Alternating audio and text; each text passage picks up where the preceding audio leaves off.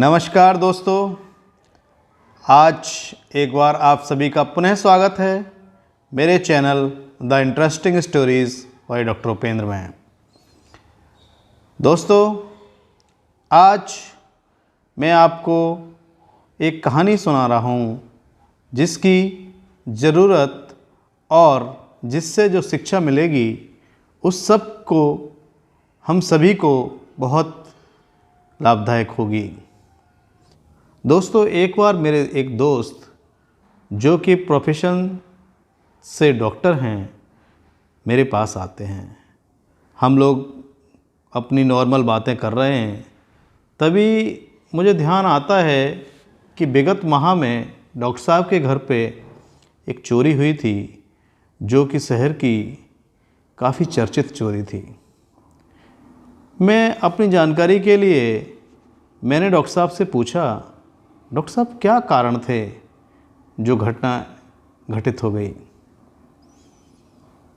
तो उन्होंने कहा, अरे भैया क्या बताएं, अगर कोई डॉक्टर प्रोफेशन में हॉस्पिटल खोल लेता है या क्लिनिक खोल लेता है तो उसकी बिजनेस की तो आप कल्पना कर ही सकते हैं।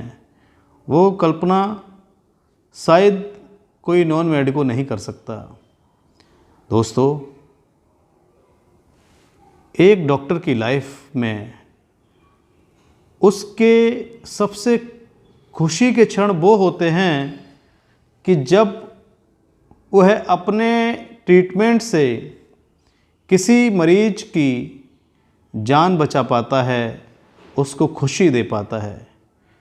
इसकी कोई भी कीमत नहीं है। वो जो फीस लेता है वो तो सिर्फ एक बॉन्डिंग बनाने के लिए लेता है, मगर जो खुशी है, जो पेशेंट को ठीक करने के बाद जो खुशी है, उसकी कल्पना तो डॉक्टर ही कर सकता है।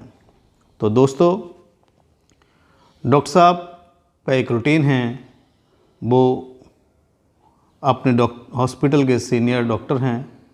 वो सुबह ही सुबह 10 बजे के करीब अपना खाना पीना खा के करके अपने हॉस्पिटल के लिए चले जाते हैं। घर में उनकी एक बेटी है जो 11th में है और एक माँ है जो हाउसवाइफ है। डॉक्टर साहब के हॉस्पिटल का स्टाफ, डॉक्टर साहब के सर्वेंट्स अक्सर आते जाते रहते हैं। तो दोस्तों, मैं आप सभी से कहना चाहूँगा कि डॉक्टर्स भी कई तरह के होते हैं।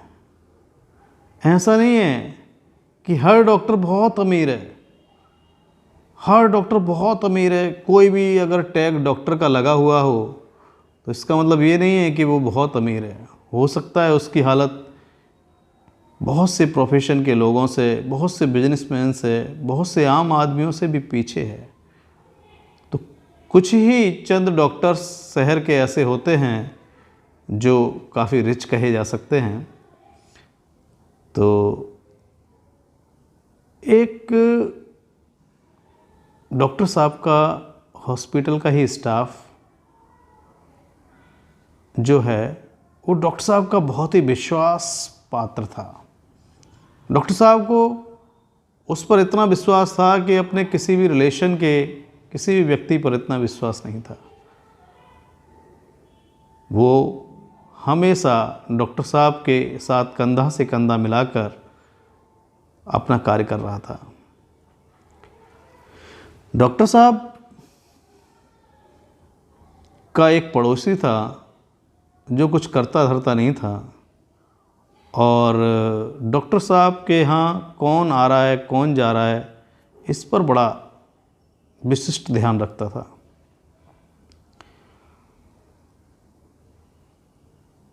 डॉक्टर साहब ने बताया कि उनके घर जैसे ही वो 10 बजे के करीब हॉस्पिटल गए, कुछ अज्ञात बदमाश एक कार से वहाँ आए जिनकी संख्या 5-6 रही होगी। उनके हाथ में पिस्टल्स थीं और वो अंदर आ गए और अंदर आके उन्होंने मेरी वाइफ से ये कहा कि जो कुछ भी है आपके पास वो हमें शांतिपूर्वक दे दो, नहीं तो हम मारपीट करेंगे। उनमें से एक व्यक्ति जो काफ़ी ख़तरनाक और एग्रेसिव लग रहा था, उसने कहा कि जल्दी दो नहीं तो मैं तुम्हें मारूंगा, और उसने पिस्टल को हवा में लहराते हुए अपनी आँखों को तेज करने की वो किया। उसके क्रोध और गुस्से की सीमा नहीं थी। तभी उन्हीं में से एक थोड़ा सा सही सा व्यक्ति आया, बोला, अरे नहीं, किसी महिला के साथ, किसी के साथ कोई बदतमीजी नहीं करनी है, ये हमारी बहन की तरह हैं और ये हमारे साथ कोऑपरेट करेंगी। डॉक्टर साहब की वाइफ की तरफ उसने इशारा किया कि ये बहुत गुस्से वाला है और आप जल्दी से जो आपके घर पे 10 लाख रुपए हैं, इसकी सूचना हमें प्राप्त हो चुकी है, वो पैसे हमें चाहिए, और जो भी जेवर वगैरह है, जो भी आपके पास जेवर हैं, जो भी आभूषण हैं, उनको भी आप निकाल के दे दीजिए। आप फ़ोन या कोई भी स्मार्टनेस की हरकत करेंगे तो हम गोली मार देंगे, इसलिए आप स्मूथली हमें सारी चीज़ों को दे दीजिए। वाइफ ने अपनी की दे दी, लॉकर की की दे दी, और उसने बता दिया कि वो पैसा भी वहाँ रखा हुआ है, और वो लोग पैसा लिया, सब कुछ लिया और सारे आभूषण लेकर वो चुपचाप निकलने लगे। उन्होंने किसी ने डॉक्टर साहब की वाइफ के साथ मारपीट भी नहीं की। उनको उनके पैसे मिल गए और वो कुछ करते तो जो एक व्यक्ति जो गुस्सा कर रहा था वो फटाफट उन्हें लेके गाड़ी में बैठ के फुर्र हो गए। जैसे ही वो चले गए, जो डॉक्टर साहब की मैडम हैं और बच्ची है, वो बहुत डरे हुए हैं, और उन्होंने अपने पति को फ़ोन किया कि ऐसे ऐसी घटना हो गई है। डॉक्टर साहब बड़ी तेज़ी से आए और पुलिस को इन्फॉर्म किया, मगर तब तक जो चोर थे वो भाग चुके थे। तो उन्होंने बताया कुछ लोग पकड़े, बाद में अन्य अपराधों में कुछ लोग पकड़े, मगर भैया आज तक पता नहीं चल पाया कि मेरी इस घटना के पीछे कौन है, कौन था।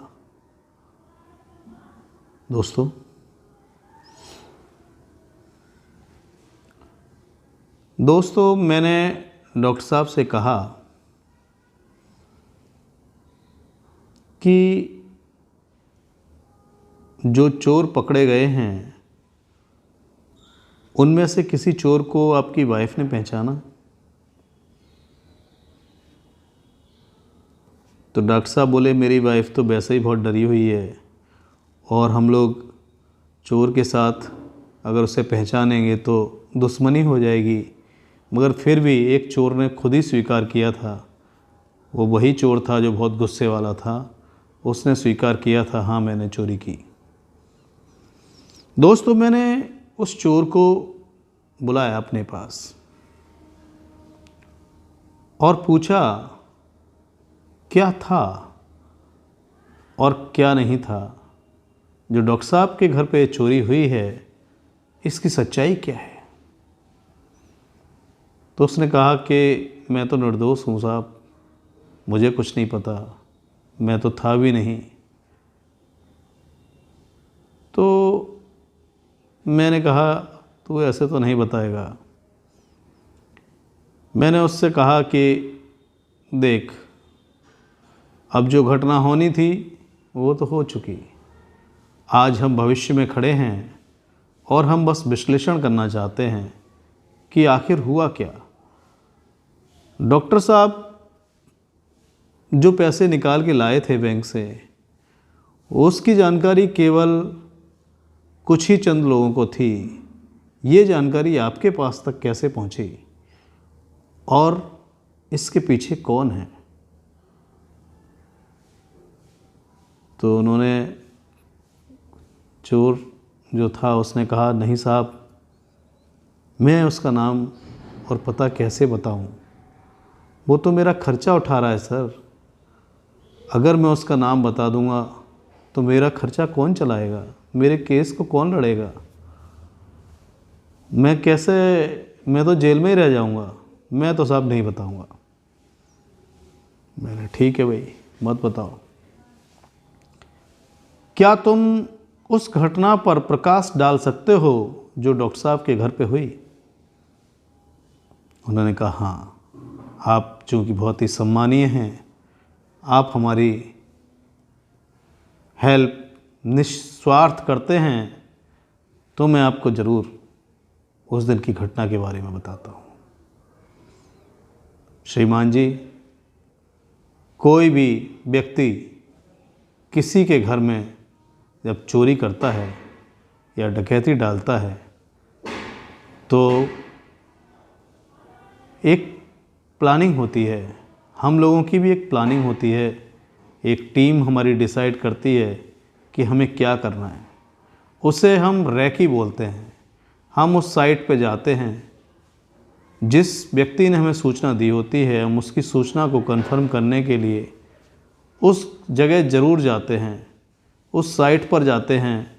वहाँ पर देखते हैं कि कहाँ से हम लोग आएंगे, कहाँ से हम एक्शन लेंगे, कहाँ से हम पलायन करेंगे, कहाँ से भागेंगे। तो इस सब की पूरे घटनाक्रम को घटित करने से पहले हम रैकी बनाते हैं, प्लानिंग करते हैं। और हमने डॉक्टर साहब के यहाँ भी ऐसा ही किया। हमें पता चला कि डॉक्टर साहब सुबह 10 बजे चले जाते हैं इनके घर में। उसके बाद इनकी वाइफ और बच्चे रह जाते हैं। डॉक्टर साहब के हॉस्पिटल का स्टाफ डॉक्टर साहब की एक एक गतिविधि को जानता था। हमने उसको हल्के से अपनी एक टीम मेंबर के द्वारा उससे दोस्ती करा दी और डॉक्टर साहब की गतिविधियों के बारे में पता कर लिया। डॉक्टर साहब का पड़ोसी जो डॉक्टर साहब से नाराज़ रहता था, कभी इनका कोई झगड़ा हुआ था, उसने प्लान कर यह बताया कि इस डॉक्टर को मैं सही कर दूंगा और उसने ही हमें इनके घर की लिंक दी।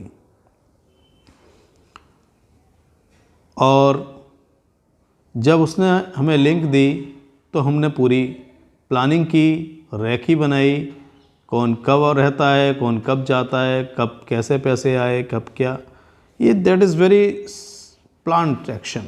फिर हम 5 लोग लगभग 3-4 पिस्टल्स और 200 राउंड फायर लेके इनके घर पे घुसे।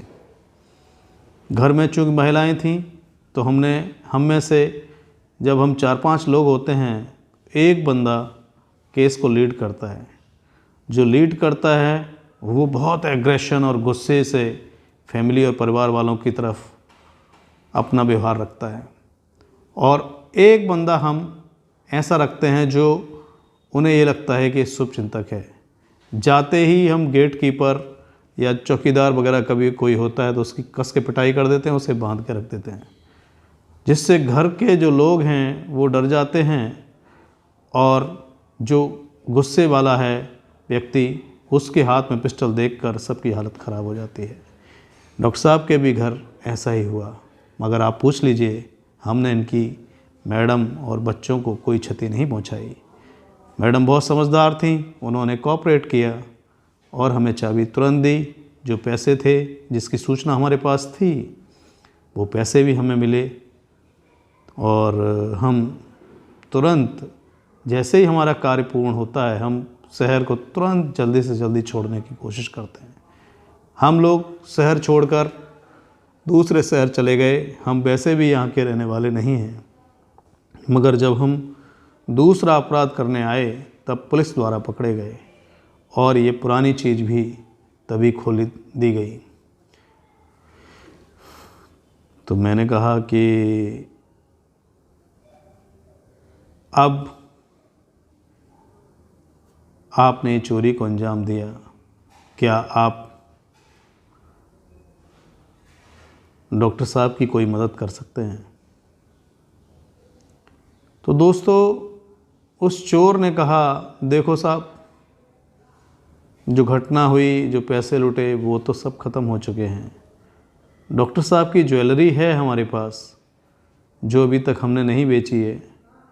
अगर डॉक्टर साहब चाहें तो हमारे खिलाफ़ बयान ना दें, गवाही ना दें, तो हम इनके साथ इतना कंप्रोमाइज़ कर सकते हैं। सर, चोरी करने वाले लोग अक्सर इसी तरीके की प्रणाली को अपनाते हैं और घटनाओं को अंजाम देते हैं। दोस्तों, मेरा आप सभी को इस कहानी से के द्वारा एक यही शिक्षा देनी है कि आपका एक रूटीन अगर फिक्स है तो उस रूटीन को आप तोड़ते रहिए। कोई रूटीन ऐसा ना हो जो पब्लिक को या चोर के मन में ये फिक्स कर दे कि आप इतने समय बाहर जाते हैं, इतने समय अंदर आते हैं, तो वो प्लानिंग उसकी डिफेक्टेड हो जाएगी और कोई भी अनजान व्यक्ति आपके घर के इधर उधर मंडरा रहा है, घूम रहा है, लोगों से आपके बारे में विषय में जानकारी प्राप्त कर रहा है, उस पर शक करिए, पुलिस को इन्फॉर्म करिए कि ये डाउटफुल कैंडिडेट है। कोई भी चोर माँ के पेट से चोर नहीं होता, वो भी इंसान होता है, मगर एक बार उसे चोरी की लत पड़ जाए तो वो चोरी करता ही चला जाता है, जब तक वो पकड़ा नहीं जाता और पकड़ने के बाद भी करता जाता है। इसलिए जो प्रोफेशनल चोर हैं उन्हें तो चोरी करनी है, तो हमें उनसे सतर्क रहना है। तो हमें कोई भी डाउटफुल व्यक्ति जो आपके घर के, परिवार के अन्य सदस्यों के बारे में इंक्वायरी कर रहा है, उसकी सूचना चुपचाप सीधा पुलिस को दीजिए। आप उन घटनाओं को घटित होने से पहले बचा सकते हैं। केवल हम ये नहीं कहें कि वक्त पर पुलिस नहीं आई। अरे, पुलिस वाले भी तो इंसान हैं, वो भी तो बिजी हैं अपनी लाइफ में। आप उन्हें वक्त तो दीजिए, समय तो दीजिए अपनी इंक्वायरी पूरा करने के लिए। कि कमेंट करना बहुत आसान है, घटना के साथ उस पूरे तथ्य को निकालना बहुत कठिन काम है। हम लोग ये जानते हैं घटनाएं घटित हो जाती हैं, तब तो हम पुलिस को बहुत सारी चीज़ें बताते हैं। पहले से ही डाउटफुल स्थिति में ही अगर हम उन्हें सूचनाएं देंगे तो शायद हमारी हेल्प हो पाएगी। ये कहानी, आपको मेरी ये कहानी कैसी लगी? अगर मेरी कहानी आपको अच्छी लगी तो फिर मेरा चैनल सब्सक्राइब और लाइक करना ना भूलें। धन्यवाद।